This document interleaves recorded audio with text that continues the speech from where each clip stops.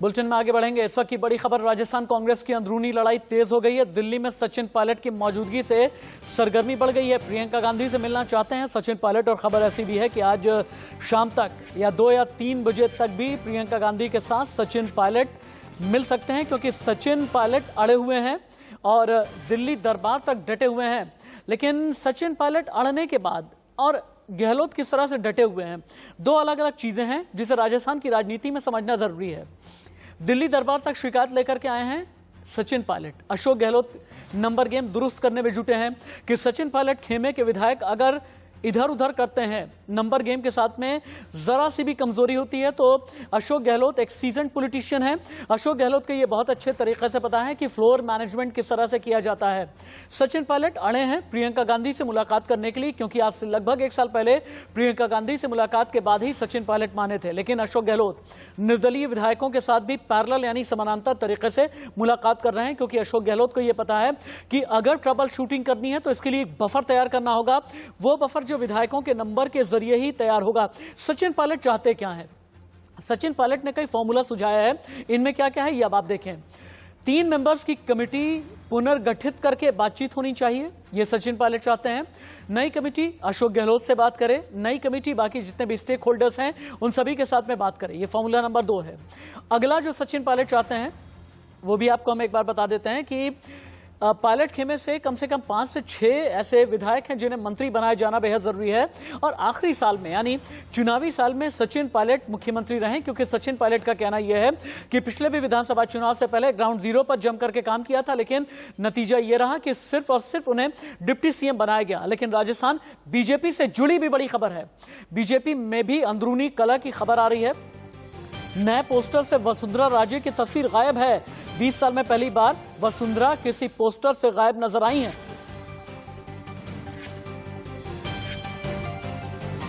राजस्थान की राजनीति में इन दिनों पार्टियों में मनमुटाव की स्थिति साफ तौर पर देखने को मिल रही है। एक तरफ सत्ता पक्ष यानी कि कांग्रेस में मनमुटाव की स्थिति देखने को मिल रही है, वहीं बीजेपी में भी 2 गुट साफ तौर पर नजर आ रहे हैं। इस वक्त मैं बीजेपी कार्यालय के बाहर हूं, जहां आप देख सकते हैं, जहां बीजेपी कार्यालय के बाहर लगे पोस्टर से पूर्व मुख्यमंत्री वसुंधरा राजे का पोस्टर ही गायब है। हालांकि ये पहली बार नहीं है, इससे पहले भी जो है पोस्टर में वसुंधरा राजे नदारद थी। हालांकि जो मनमुटाव की स्थिति थी वो खुलकर बीते दिनों भी सामने आई थी। जब राजस्थान से कांग्रेस की सरकार को खतरा था, उस वक्त 2 गुट बन गए थे। उस वक्त भी कहीं ना कहीं वसुंधरा राजे पे आरोप लगाए गए थे कि वसुंधरा राजे जो है समर्थन कर रही है सत्ता पक्ष को। उसके बाद जो बीजेपी के राष्ट्रीय अध्यक्ष हैं उनकी ओर से वसुंधरा राजे को बुलाया भी गया था। हालांकि इसके बाद कहीं ना कहीं झालावाड़ में भी वसुंधरा राजे और उनके पुत्र सांसद दूसरे सिंह का गुमशुदगी का पोस्टर भी लगा था। हालांकि पार्टी साफ तौर पर कहते हुए नजर आ रही है, पार्टी के कार्यकर्ताओं और पदाधिकारियों में मतभेद हो सकता है लेकिन मनभेद नहीं। लेकिन जिस तरह के हालात यहाँ राजस्थान की राजनीति में देख रहे हैं को मिल रहे हैं, ये कुछ और ही बयां कर रहे हैं। अब देखने वाली बात होगी कि इस मनमुटाव को किस तरह बीजेपी समाप्त करती है और किस तरह आलाकमान इसमें दखल देता है। कैमरा पर्सन गिरीश के साथ मैं बसंत, इंडिया न्यूज, जयपुर। राजस्थान की राजधानी जयपुर से इंडिया न्यूज संवाददाता वसंत पांडे मेरे साथ लाइव जुड़े हुए हैं। वसंत, कांग्रेस के खेमे की क्या हालचाल है, हमें ये भी बताइए, और बीजेपी का जो अंतर्विरोध है इसे भी लेकर के जो खबर मिल रही है ये भी बताएं। सचिन पायलट अगर दिल्ली दरबार में है तो सचिन पायलट की फाइनल सेटिंग कैसे होगी, क्योंकि कहा यह जा रहा है कि आज प्रियंका गांधी से सचिन पायलट मिलने वाले हैं।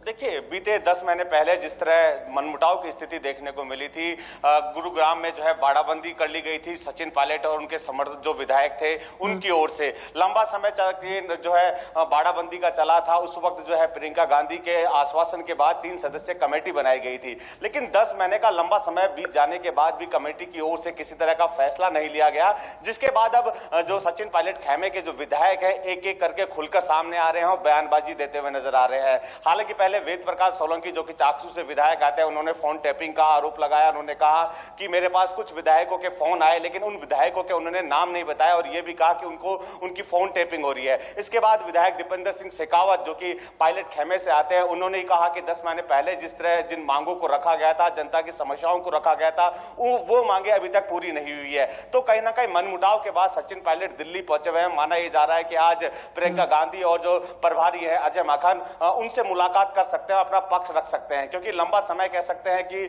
उनकी ओर से दिया गया की जो कमेटी बनाई गई थी 3 सदस्य है, वो अपनी रिपोर्ट सौंपेगी। क्योंकि खुद जो विधायक है उनका साफ तौर पर कहना है, जो सचिन पायलट खेमे से आते हैं, कि जनता की समस्याओं को जो उनकी मांगे थी वो पूरी नहीं हो रही थी, अधिकारियों के सामने भी वो मांगे रखी जा रही थी, और जो मांगे बहुत शुक्रिया आपका इस तमाम जानकारी के लिए, इस तमाम अपडेट के लिए।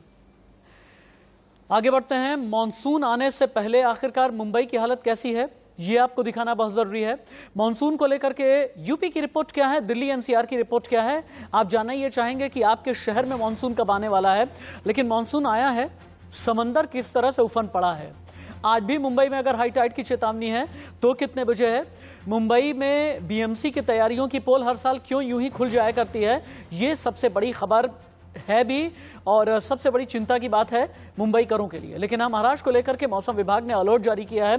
मुंबई और आसपास के इलाकों में भारी बारिश का अलर्ट जारी किया गया है।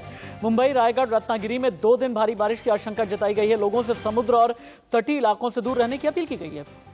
बचाव दल के लिए प्रशासन ने टीमों को भी मुस्तैद किया है। अभी की बड़ी खबर, मुंबई, रायगढ़, रत्नागिरी में 2 दिन भारी बारिश की आशंका जताई गई है। लोगों से समंदर और तटीय इलाकों से दूर रहने की अपील की गई है।